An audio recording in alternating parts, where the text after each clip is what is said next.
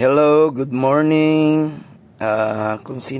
Tuturuan ko kayo kung paano mag-register ng mabilis sa Atomy membership, no? Paano ka i-encode ng bagong member. Sa baba po mapapansin niyo yung 4 na choices: home, menu, my office, at my Atomy. Okay, yung my Atomy po ang i-click nyo, no? Yung may figure ng tao.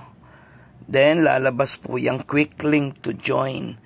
Pag click nyo po yan, okay, pwede kang mag-designate. Dapat alam mo na kung saan mo ilalagay yung papadalan mo na itong link, no?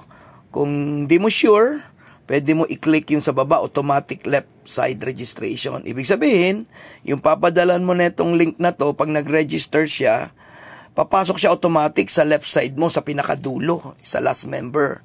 Pero kung alam mo kung saan ilalagay, pwede mo siyang i-input dito. For example, katulad nito, 45210.775, no? Malalaman mo, click mo lang yung search icon, lalabas kung sino yan. Then, automatic yan, papasok ngayon sa bakante niya sa right side. Kung sino man yung padadala mo netong link. Then, click mo yung kulay blue, yung generate URL. Yan, then, copy URL. The URL has been copied to the clipboard.